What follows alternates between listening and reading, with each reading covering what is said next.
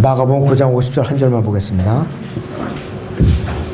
소금은 좋은 것이라. 그러나 소금이 맛을 잃으면 무엇으로 맛을 내리요? 너희 안에 소금을 두고 서로 화목하라고 하시더라 했습니다. 오전의 주제는 빛과 소금입니다. 이 세상에서 품질이 좋다고 해서 소금들이 여러 가지 있지만 일반적으로 염전에서 그냥 진흙만 다져가지고 그 햇빛을 잘 비춰가지고서 건조시킨 소금이 토판염이에요. 토판염. 근데 요즘 그거를 그 흙을 갖다 건져내기 귀찮으니까 사람들이 이물을 남기기 위해서 비닐을 깔거나 그 다음에 거기다가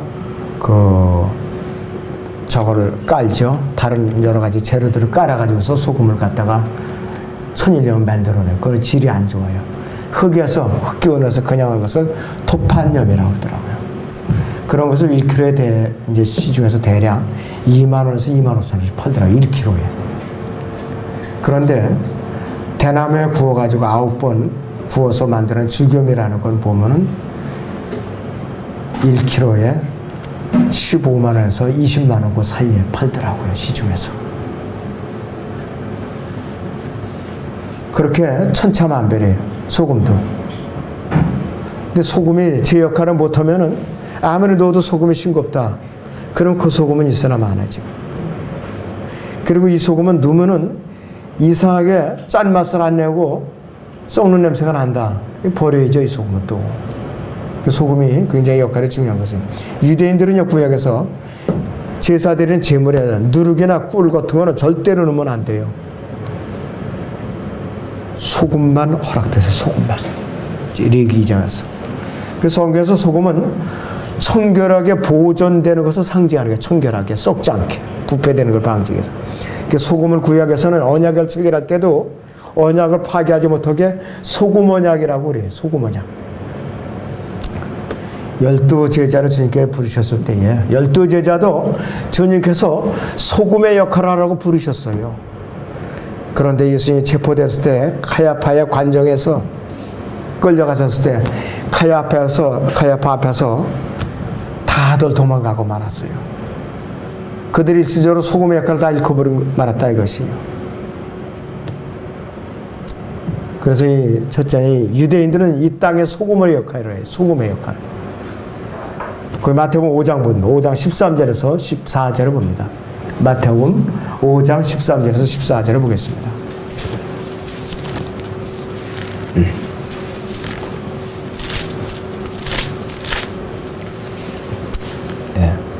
너희는 땅의 소금이라. 그러나 그 소금이 맛을 잃으면 무엇으로 짜게 하려? 쓸모없어진 소금은 밖에 내어버려져 사람들이 발에 밟힐 뿐이라. 너희는 세상의 빛이라. 산 위에 있는 성읍이 숨겨질 수 없느니라 그랬습니다. 유대인들은 땅의 소금이면서 세상의 빛이에요. 하나님께서는 유대인들을 이끌어내신 그들의 소명이라 이것이. 그런데 그리스도인들은 이 세상에 빛은 될 수 있을지라도 땅의 소금은 될 수가 없어요. 땅의 소금은 될 수가 없다 그래서. 소금의 두 가지 기능. 첫째, 음식에 적절한 맛을 내도록 해줘. 음식에 적절한 맛을 내줘요. 또 부패를 썩는 것을 방지하는 두 가지 기능이 있어요. 이 두 가지 기능 중에 하나라도 역할이 제대로 안 하면 그 소금을 갖다 버려요. 그냥 밟아버리거나 그냥 갖다 흙에다 쏟아버린다 이것이. 그래서 이 그리스도인이나 이 교회는 부패된 세상에 빛을 비추어서 한 사람이라도 더 주님 앞으로 이끌어오는 그 빛의 역할을 해야 된다 이것이. 그래서 이 부패된 세상에서 빠져나오도록 이끌지만은 땅 자체를 변화시키는 역할을 그리스도인들은 해낼 수가 없어요. 유대인들만 주어진 소명이라 이것이. 그래서 유대인들은 땅과 관련된 민족이에요. 창세기 12장에서도 아브라함과의 언약을 맺었고 또 말라기 4장 6절에서도 내가 땅이 다시 왔을 때에 땅을 저주로 치지 않도록 하라 그랬어요. 유대인들을 두고 한 말이에요. 그들이 썩었으면은 땅에 다른 민족들까지 같이 저주를 받는 거라 이것이. 그래서 유대인들이 지금까지 올바르게 행했다면은 땅의 다른 민족도 이제 복을 이제 받을 것이었는데 그들이 올바로 행하지 못했기 때문에 땅과 다른 민족도 같이 저주를 받은 거예요. 지금까지. 유대인들이 그들이 세상의 소금으로서 맛을 잃어버렸을 때에 그들이 버림을 받고 사람들의 발에 계속 밟힘을 당한 것이에요. 유대인들이 구약의 역사를 봐요. 북왕국 12지파가 아시리아에 붙들려 갔고 남왕국 이제 2지파가 바빌론의 포로로 잡혀갔어요. 바빌론의 포로. 예레미야서는요, 바빌론으로 잡혀가기 전에 내어버려진다는 그 말이 13번이나 나와요. 자그마치 13번. 하나님께서 13번이라는 그 13이라는 숫자. 앞으로 이제 적그리스도의 박해 아래서 또 이런 일이 계속해서 반복해서 일어날 것이라 이것이에요. 그래서 메시아 왕이신 예수님께서 땅에 다시 돌아오셔갖고 그분께서 이 땅을 통치하실 때에 그때에 이스라엘은 소금으로서 역할을 제대로 할 수가 있어요. 자, 그들은 어떠한 정도로 소금의 역할을 하느냐? 아주 굉장히 품위 있는 소금의 역할을 한다 이것이. 출애굽기 19장을 보죠. 출애굽기 19장 5절에서 6절을 보겠습니다. 출애굽기 19장 5절에서 6절을 봅니다. 그러므로 이제 만일 너희가 참으로 내 음성에 목종하고 나의 언약을 지키면 너희는 모든 백성보다 나에게 독특한 보물이 되리니 이는 온 땅이 내 것입니다. 너희는 나에게 제사장들이 왕국이 되며 거룩한 민족이 되리라. 이것이 네가 이스라엘의 자손에게 구할 말이니라고 하니라 했습니다. 이 정도로 아주 맛있는 소금의 역할을 할 수가 있어요. 주님이 오셔야만. 그 전까지는 이게 어렵다 이것이에요. 그리고 세상의 모든 민족들이 유대인들을 통하여 이 땅의 지상의 왕국에서 복을 받는다 이것이. 그리고 아까 읽어드린 본문 마태복음 3장 13절에서 산 위에 있는 성읍은 왕의 도성인 예루살렘 도성을 가르치라. 예루살렘 도성. 마태복음 5장 35절을 잠깐 보죠. 마태복음 5장의 35절을 봅니다.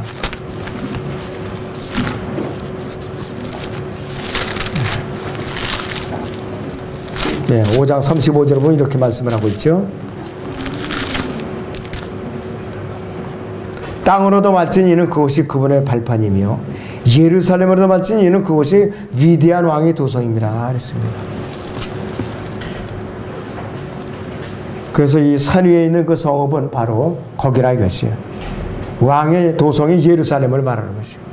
지금까지 유대인들은 구약에서 그들에게 하나님께서 맡겨주신 말씀을 제대로 지키지 않았기 때문에 철저한 우상 숭배와 또 아버지 하나님을 거부하고 사무엘상 8장에 보면 아버지 하나님을 거부해요.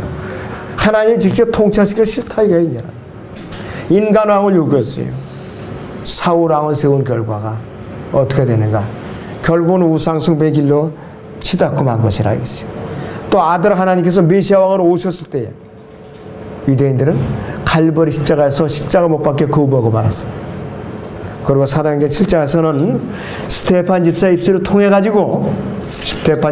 통해서 성령 하나님께서 전하신 왕국 복음을 마지막으로 거부했어요. 3일차 하나님은 모두 거부했다 이것이. 그렇기 때문에 땅에서 소금으로서의 부패를 방지하는 역할을 해야 되는데 철저하게 실패한 민족이에요. 유다의 마지막 왕인 시드키야 왕은 어떤 일을 당했는지 아세요, 여러분들?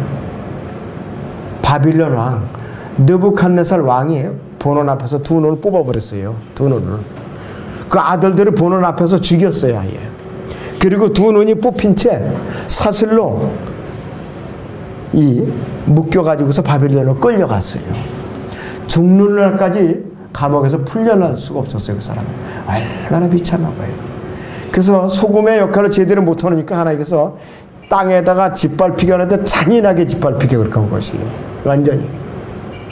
그것뿐만이 아니에요.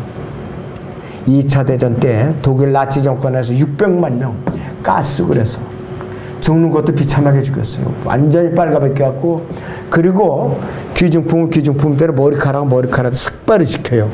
머리카락은 어디다 썼느냐? 독일군 잠수함에 방수 재료로 다 썼어요. 머리카락을 다 막아주고. 너무나도 비참한 꼴 아니에요. 600만 명이 이렇게 죽었다 이것이. 그러면서 나치 정권이 되느냐 이것이. 성경을 인용하면서 너희가 하나님께서 마태복음 27장 25절 있죠. 백성들이 그랬죠. 그의 죄를 우리가 우리 자손에게 돌리라고 그랬다. 그 말을 그들이 인용했다. 이거 여기 들어가. 할 말이 없었던 거예요. 완전히. 그렇게 철저하게 아주 짓밟혔다 이것이. 속음으로서 역할을 못하니까. 이것까지도 이 행연습이에요. 이것까지도 유대인들이 앞으로 대환란 때에는 혹독하게 심판을 받아요. 혹독하게. 지금 전 세계에 흩어져 있는 유대인들 한 1,400~1,500만 명 된다고 추정하는 사람들이. 그 사람들이 이 사람 다 돌아가야 돼. 한 사람도 빠짐없이. 돌아오기 실제 지금 다 부자들인데 세계 각국에서 다 부자들을 잘 살아요. 그 사람들이. 안 돌아오니까 어떤 방법을 동원하냐. 특별한 방법으로 이제 끌어오는데 저기 보세요. 마태복음 보죠. 마태복음 24장을 보죠.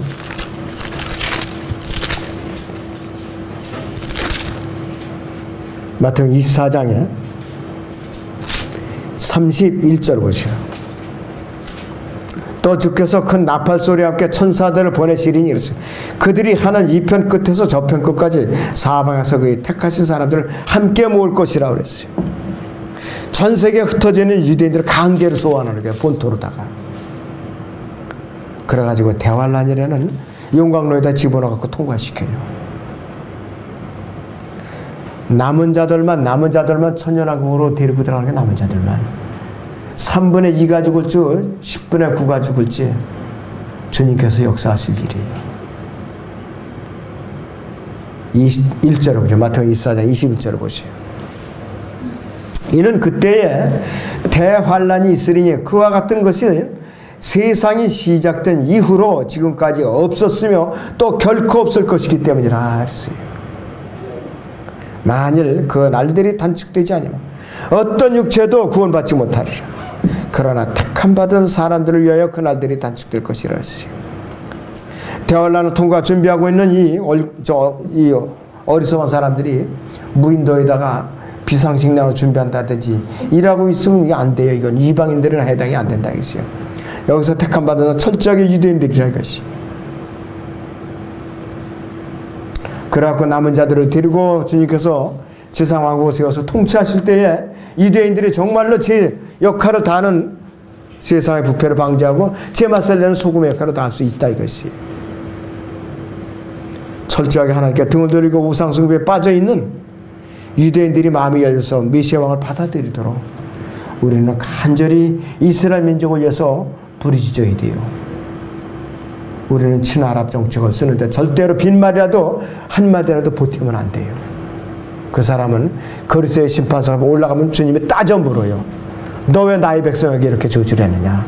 그럼 할 말이 없어요. 해명해야 된다 이것이. 자, 그러면 그리스도인들은 세상의 이제 빛이에요. 세상의 빛인데 주님의 빛을 받아서 우리가 반사하는 빛이라 이것이에요. 자, 골로새 4장 6절을 봅니다. 골로새 4장 6절을 보시면 바울 사도가 어떻게 우리에게 권면하고 있는가 한번 보세요.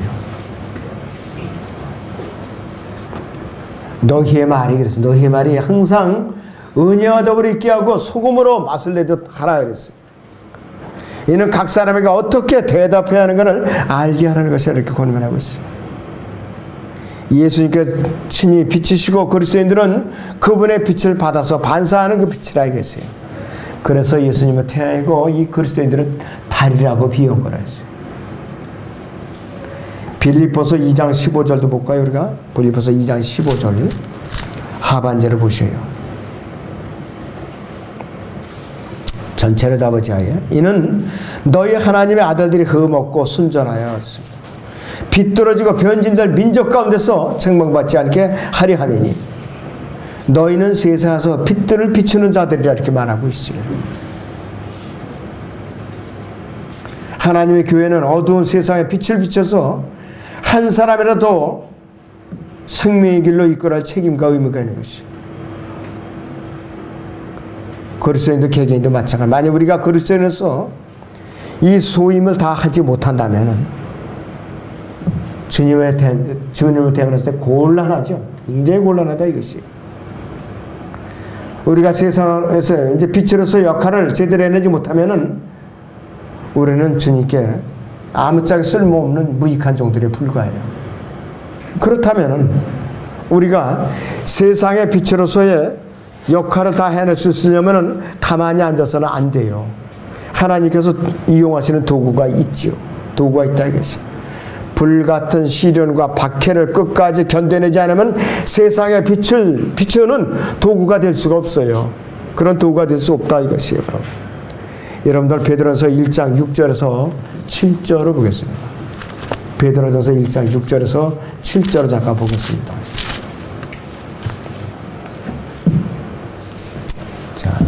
자, 그러므로 필요하다면 너희가 여러 가지 시험으로 잠시 슬퍼할 수밖에 없지만 그것을 크게 기뻐하는 것은 그랬어요. 너희의 믿음의 시련이 불로써 단련될지라도 없어져 버리는 금보다 훨씬 더 귀하게 돼. 예수 그리스도께서 나타나실 때에 칭찬과 존귀와 영광을 받게 하려 함이라고 그랬어요. 불같은 시련으로 우리가 달궈지지 않으면은 세상에 빛을 비치는 도구로서 역할을 해낼 수가 없어요. 구원만 받았다 우리가 만족할 것이 아니고 또 내가 주님께 헌신했다고 다 해결이 되는 게 아니에요. 연단을 거쳐야만 우리가 도구로서 이용을 받는다 이것이. 연단을 거쳐야만. 자, 베드로는 성질이 급해요. 좌충우돌해 저돌적이고 그 우두머리 대제사장이 부하들을 데리고 왔어요. 예수님을 이제 체포하려고 덤비니까 베드로가 어떻게 하느냐, 칼을 빼가지고 종 말코의 귀를 갖다 딱 내리쳐갖고 잘라버렸어요. 그렇게 성질이 아주 급한 사람이에요. 어떤 면으로 참 용감하고 솔직하지만은 주님께서 보시기에는 이게 참 한참 다듬어져야겠거든요. 고지고대로 칼이면 진짜 칼을 찌르는 칼로 알았던 거예요. 말씀인지 모르고. 그렇게 했던 사람이에요. 그 사람이 변화되어서 우리에게 이렇게 권해주는 편지를 남긴 사람인데, 여러분들 그 베드로전서 5장 10절을 보시요. 자, 베드로전서 5장 10절을 보겠습니다. 그러나 모든 은혜의 하나님 곧 그리스도 예수로 인하여 그랬어요. 그의 영원한 영광으로 우리를 부르신 분께서 너희가 잠깐 고난을 받은 후에 너희를 온전케 하시고 견고케 하시며 힘을 주시고 확고히 하시느니라 했습니다. 순수가 있어요. 먼저 부르시죠. 구원의 초청으로. 그 다음에 이제 고난을 받게 하시죠. 온전케 또 연단시키고 견고케 또 야물게 다져져 갖고 힘을 주셔 갖고 확고히 세우면은 어떻게 되느냐, 세상에 빛을 비치는 도구가 된다 이것이에요. 그 전에는 안 돼요. 말로만 세상에 비치는 빛이지 정말로 그 역할을 해낼 수가 없다 이것이. 자, 우리는 이 말을 참 심사숙고해야 될 말이라 이것이. 제물은 또 제단 위에 한번 받쳐지어서 불로 태워지면 끝나요. 제물이라는 것이. 자, 그런데 누구든지 아담 안에서 죄인으로서, 타락한 죄인으로서 태어났어요. 영원한 지옥불에서 견뎌내기보다는 하나님의 불로서 이렇게 이제 단련이 되었고 견뎌내야만 확실히 내가 영원한 생명을 얻을 수 있다. 이것을 마음을 열고 받아들일 수 있다면 그 사람은 확실히 구원받아요. 그렇지만은 지옥이건 나는 천당이든 보내준 대로 가겠다, 이렇게 농담을 일삼는 사람들이 많이 있어요. 복음을 전하다 보면 이런 사람들은 틀림없이 지옥으로 갑니다. 그런데 너무 건방져요. 아주 성경을 우습게 알고 복음 전하는 사람들은 멸시합니다. 깔보고. 그래요. 전도지를 이제 좁으면 어떤 사람들은 겸손히 이렇게 받아요. 그런 사람은 가면 읽어볼 가능성이 있어요. 근데 어떤 사람들은 두 손을 뭘 이제 들고 와요. 이거 두 손에 뭘 들고 왔는데 받을 여유가 없네요. 이러면서 이제 콧노래를 이제 부르고 가는 사람들이 있어요. 그런 사람들은 구원받기 참 힘들어요. 너무 세상 것을 붙으니까 안 된다는 것이. 자, 그러면 소금의 맛과 같은 그리스도인이 지켜야 할 언행들이 있어요. 소금의 맛을 내기 위한 그리스도인들이 지켜야 할 언행이 있다 이것이요. 에베소 4장 29절에서 32절을 봅니다. 에베소 4장 29절에서 32절을 잠깐 보겠습니다.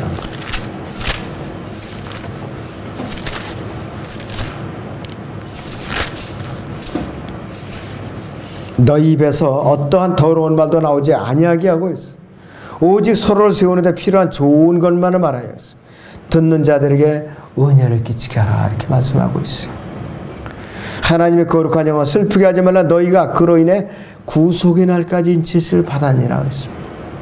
모든 신랄함과 분개와 분노와 고함 지르는 것과 욕설을 모든 악의 학교 너희로부터 버리라 그랬어요. 너희는 서로 친절하고 다정다감하며 서로 용서하되 하나님께서 그리스도를 위하여 너희를 용서하신 것 같이 하라. 이렇게 우리에게 명령을 하고 있어요. 바울서가 권면이라는 명령이에요. 여기서 더러운 말은요, 온갖 루머들 있잖아요. 루머, 점잖지 못한 루머, 중상모략, 그 다음에 더러운 농담, 어리석은 말, 더럽고 불결하고 무례하고 음란한 모든 말을 다 포함하는 거 이것이다. 더러운 말이라는 것이. 그래서 이 더러운 말은요, 굉장히 상상을 초월하는 아주 더러운 것을 뜻하는 것이. 29절을 다시 보죠. 하반절에 오직 서로를 세우는데 필요한 좋은 것만을 말하였어요. 듣는 자들에게 은혜를 끼치게 하라. 하나님의 거룩한 영혼 슬프게 하지 마라. 너희가 그로 인해 구속의 날까지 인침을 받았느라 그랬어요. 모였다 하면 그냥 험담만 하고 헐뜯고 서로 시기 질투하고 흉만 본다면 그 교회가 무슨 덕이 있겠어요. 성령님께서 인격자이세요. 우리는 그분을 슬프게 할 수도 있고 거역하거나 그분께 거짓말 할 수 있어요. 분명히. 그래서 구원받지 못한 죄인이 멸망의 날까지 마귀에게 인침을 받은 것처럼 우리 그리스도인들은 구속의 날까지 인침을 이제 받았다고 이제 그러잖아요. 그 구속의 날이 언제냐? 우리가 쉬고 오는 바로 그때예요. 그때라 이것이. 자, 그래서 그 31절로 다시 보세요. 뭐라고 말하고 있는가? 모든 신랄함과 분개와 분노와 고함 지르는 것과 욕설을 모든 악의와 함께 너희로부터 버리라 그랬어요. 이 정도 되면은요, 교회 안에서 이 사람이 어떠한 성격의 소유자인가 아마 상상이 갈 거예요. 이런 사람 잠시도 입을 다물질 않아요. 쏟아졌다 하면 그냥 악담만 나오는 거예요. 이 사람 앞에서는. 그냥 무서워서 딴 사람들이 접근을 안 해. 그 사정거리를 이렇게 둔다고 적당히. 피해를 볼까봐, 파편을 맞을까봐. 그런 사람이라 이것이. 6가지 용어가 나와요. 신랄함과 분개, 분노, 고함 지르는 거, 욕설, 모든 악의 이렇게 퍼부어요. 알만하죠. 이 정도로 쏟아붓는 사람. 이런 사람들이 실제로 교회 안에 존재했어요. 그 당시에. 그러니 이 교회가 참 얼마나 어려웠겠느냐고 이 성도들 사이에 이론이. 그래서 이 분노는 뭐냐? 분노를 한번 바라면 아주 잔인한 성격이 튀어나오죠. 또 분개라는 말은 레스라면 사나운 것이에요. 그래서 이 욕설을 퍼붓는 것은 에베소 4장 29절과 정반대예요. 에베소 4장 29절을 다시 봅니다. 에베소 4장 29절에 너희 입에서 어떠한 더러운 말도 나오지 아니하게 하고 그랬어요. 오직 서로를 세우는 데 필요한 좋은 것만을 말하여 그랬습니다. 듣는 자들에게 은혜를 끼치게 하라 그랬어요. 은혜를 끼치게 하라. 교제를 해보면 되게 알 수가 있어요. 이 사람이 은혜 끼치는 사람인가, 남에게 거친 말을 쏟아내서 남을 해쳐갖고 실족하게 하는 사람인가 알 수가 있어요. 말이라는 것은 그 사람이 속에 있는 것을 보이는 거거든요. 보이는 거라 이것이에요. 그때는 말할 때 걸러서 말을 해야 될 필요가 있다 이것이. 자, 그래서 우리는 서로 친절해야죠. 당연히 다정다감해야 되고 서로 용서해야 된다 이것이에요. 그래서 한 군데 더 봅니다. 우리 골로새 3장 8절에서 9절을 보겠습니다. 골로새 3장 8절에서 9절을 보죠. 이제는 너희가 이 모든 것, 즉 분노와 성냄과 악의와 하나님을 모독하는 것과 너희 입에서 나오는 추잡한 말을 벗어버리라. 서로 거짓말하지 마라. 너희가 그 행위와 함께 옛사람을 벗어버리고 그를 창조하신 분의 형상을 따라 지식 안에서 새롭게 된 새 사람을 입었으니 이랬습니다. 여기서도 6가지 용어가 나오는데 분노가 나오죠. 성냄이 나오죠. 악의가 나오고 하나님을 모독하는 것과 추잡한 말이 나와요. 추잡한 말은 하나님을 모독하는 건 모든 것을 포함해요. 더러운 농담이나 음담패설, 비방하는 것, 외설적인 말을 모두 해당된다 이것이. 그 다음에 거짓말. 6가지는 우리가 모두 언제 어떻게 해결이 되는가? 십자가 못 박혀 있어야 돼 이것이. 십자가 못 박혀 있어야 된다 이것들이 전부. 그래서 우리가 성화의 과정을 걷고 있는 거야. 아까 공부 시간에 말한 것처럼. 또 우리 십자가에서 죽었다 해서 장사 지냈고 하나님으로 또 우리 심판의 부흥을 받았고 그 아래에 나타나는 옛사람의 행동들인데 성령 안에 있으면서 이것이 절제될 수가 있어요. 육신 안에 있으면 여지없이 튀어나와요. 그냥 순간적으로. 그래서 우리는 이 시체를 갖다가 우리가 입고 다니는 거예요. 계속해서 시체를. 엄격하게 우리 그리스도인들의 혼은 이 시체와 분리되어 있어요. 지금. 여러분들 이것을 알아야 된다. 그래서 우리 죽은 시체가 요구하는 것을 매 순간마다 우리 성령 안에서 거부하면서 살아야 돼요. 이 시체와 친구를 하면은 즉시 이런 더러운 일에 참여한다 이것이. 그래서 이 그리스도인은요, 아무도 나는 죄 없다 이러면 이 사람은 거짓말쟁이에요. 우리 옛성품은요, 몸의 구속을 받는 순간까지 또는 무덤에 들어갈 때까지 끈질기게 우리와 함께하고 있어요. 죽어서 무덤에 묻히든지 그 다음에 우리가 몸의 구속을 받아 셋째로 끌려 올라가든지 이래야 해결되는 것이에요. 그래야 해결이 된다 이것이. 우리 그리스도인 개인과 교회의 부패를 방지할 수 있는 마지막 기회가 있어요. 마지막 기회. 그리스도인들과 지역교회를 부패시키는 내부의 적들이 지난번에 성경 공부 시간에 우리가 얘기하는데 첫째는 시기심이에요. 이것이 교회를 부패시키고 개인을 갖다 부패시키는 것이. 그 다음에 복수심. 그 다음에 다른 예수, 다른 영, 다른 복음을 전하는 거짓 사도들, 즉 은사주의자들이. 그 다음에 교회 안에 니콜라파, 우두머리 행세하는 자들, 거짓 교리를 갖추는 교사들, 그 다음에 종교인들, 그 다음에 과학이 성경과 동등하다. 과학으로 성경을 증거할 수 있다. 이런 사람들. 그 사람들 위험한 사람들이에요. 그 다음에 강단을 장악해갖고 분열을 일삼는 자들이 있어요. 그 다음에는 또 어떤 자들이냐? 성경을 열심히 뜯어 고쳐갖고 자기가 최종권이라고 내세우는 사람들이 있어요. 이런 사람들이 교회를 부패시키고 그리스도인 개개인을 갖다가 부패시키는 도구들이에요. 전부. 이러한 적들이 교회 안에 있는 한은 그 교회는 바람잘 자리 없어요. 십자가의 원수들이니까. 자, 그래서 성경과 교리가 같을지라도 마음과 생각과 같은 방향으로 우리는 향하고 있어야만 교제가 되는 것이에요. 굉장히 중요한 거예요. 영만 같다고도 또 안 돼요. 영만 같다고. 그럼 우리가 장로교나 감리교나 그리스도교나 다 끌어들이죠. 몽땅 다. 영이 같다고 그러면 안 된다 이거예요. 물론 거듭나서 영도 같아야 되지만 같은 교리와 같은 성경과 같은 생각과 같은 마음과 같은 법칙과 방향이 일치돼야 돼요. 사도들이 전해준 전통에도 일치돼야 된다 이것이요. 믿음의 좁은 길이에요. 우리가 믿음의 좁은 길. 자, 그래서 우리 참된 지옥교회는 우리의 생활과 교제와 교리의 순수성을 이제 유지하는 것이 우리가 기본적인 의미였어요. 그 세상적인 관점에서 보면은 참된 지옥교회는 미친 사람들이에요. 별종들이고 참 아주 분리주의자들이고 아주 완전히 이단적 종파론 도장을 꽉 찍어놨죠. 그 사람들하고 잘 어울리질 않으니까. 그렇다 이것이. 그래서 이 참된 지옥교회는 뭐냐?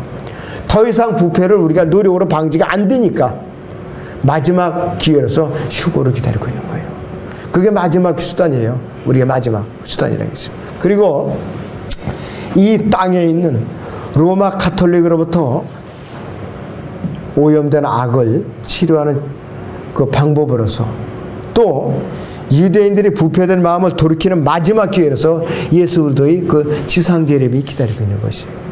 그것만이 부패를 방지할 수 있어요. 그 외에 다른 방법이 제시했다면은 그 사람은 제가 보상금을 줄 수 있어요. 보상금을 줄 수가 있다. 불가능해. 이 두 가지 방법이. 자, 그래서 우리는 바른 교리들을 믿고 실현하는 지옥교회는 참으로 주님 앞에 무릎 꿇고 기도를 하며 또 예배를 드리고 늘 이렇게 기쁨이 있고 말씀을 증거하고 또 자신의 간증을 하고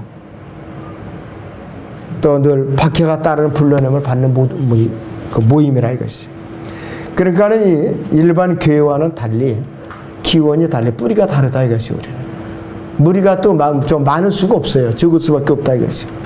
그래서 그 기원과 성격의 특징과 부르심이 다른 교회와 다른 것이에요. 세상 정보의 관점에서도 이해할 수도 없고 또 이들이 어떤 자들인가 존재에 대해서 인식을 할 수가 없어요. 뭔가 좀 별종은 별종인데 우리하고 뭔가 좀 생각이 다르다. 입장이 다르다. 이거 이상은 알 수가 없어요. 그러니까 알지 못하니까 박해하는 거야. 알지 못하니까. 그래서 과연 우리가 우리 자신의 부패를 방지하고 교회의 부패를 방지하는 마지막 기회 휴거를 우리가 기다릴 수밖에 없는 것이에요. 더 이상 우리가 라우디케아 시대의 끝에 와 있기 때문에 우리가 열성적으로 뭘 한다.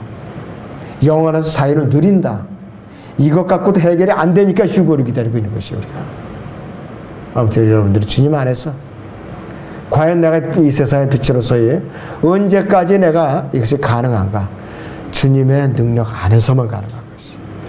그때까지 우리는 주님의 재림을 간절히 기다리면서도 내가 주님께서 맡겨주신 그 일들을 잘 수행해 나갈 때에 그리스도의 심판상 앞에서 우리는 칭찬과 선급과 유업을 받을 수가 있는 것입니다. 아무튼 여러분들이 주님의 다시 오심을 잘 준비하시기 바랍니다. 기도하겠습니다.